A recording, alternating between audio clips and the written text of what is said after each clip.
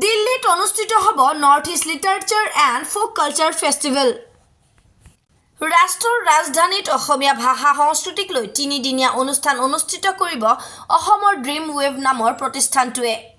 দিল্লীত এক কেলেণ্ডাৰ মুকলি অনুষ্ঠানত এই ঘোষণা ড্ৰিম ৱেভৰ স্বত্বাধিকাৰ বনজ্যোতি গোস্বামী আৰু কবি সাহিত্যিক প্ৰণৱ কুমাৰ বৰ্মনৰ।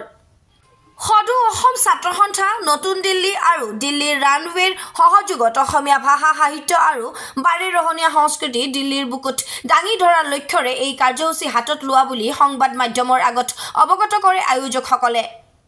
উক্ত অনুষ্ঠানত অসমৰ কবি সাহিত্যিকৰ লগতে ভাৰতৰ কেইবাগৰাকীও প্ৰখ্যাত জনপ্ৰিয় লেখক উপস্থিত থাকে। পৰিকল্পনা কৰিছোঁ এই বছৰৰ শেষৰ ফালে যাতে ৰাষ্ট্ৰীয় প্ৰেক্ষাপটত আমি অসমৰ সাহিত্য আৰু সাহিত্যিকসকলক পৰিচয় কৰাই দিব পাৰোঁ বিশালভাৱে, আৰু লগতে নৰ্থ ইষ্টৰ যি আমাৰ বৈচিত্ৰ্যপূৰ্ণ সংস্কৃতি, লোক সংস্কৃতি যিবিলাক প্ৰায় অৱহেলিত হৈ আছে, তাক কেনেদৰে আমি ভাৰতবৰ্ষৰ ৰাজধানীত আনি পেলাই সেই শিল্পীসকলক আনি আমি প্ৰদৰ্শন কৰাব পাৰোঁ আৰু মানুহৰ লগত চিনাকি কৰাই দিব পাৰোঁ। ড্ৰিম ৱেভে সেনেকুৱা এটা আমি সিদ্ধান্ত লৈছোঁ। আমাক সহযোগিতা কৰিব আশা, দিল্লীৰ যিটো আমাৰ ষ্টুডেণ্ট অৰ্গেনাইজেশ্যনৰ আমাৰ ঋষিকেশ আছে,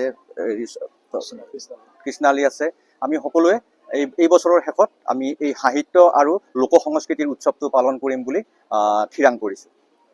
আমি ড্ৰিম ৱেভৰ বেনাৰত আপোনাৰ কেলেণ্ডাৰখন লঞ্চ কৰিব ওলাইছোঁ। আমি প্ৰত্যেক বছৰে এখন কেলেণ্ডাৰ লঞ্চ কৰোঁ। এইবাৰ আমাৰ তৃতীয় বৰ্ষ। এইবাৰ আমি কেলেণ্ডাৰখন আন্তঃৰাষ্ট্ৰীয় পৰ্যায়ত কৰিলোঁ। আমি ফিফি আইলেণ্ডত কৰিছিলোঁ। আমাৰ অসমৰে 4জনী মডেল আছিলে আৰু কেলকাতাৰ এজনী মডেল আছিলে। তো আমি আজি গোটেইখিনি আন্তঃৰাষ্ট্ৰীয় পৰ্যায়ত গোটেই শ্বুটটো কৰি আজি আমি লঞ্চিং কৰিব ওলাইছোঁ।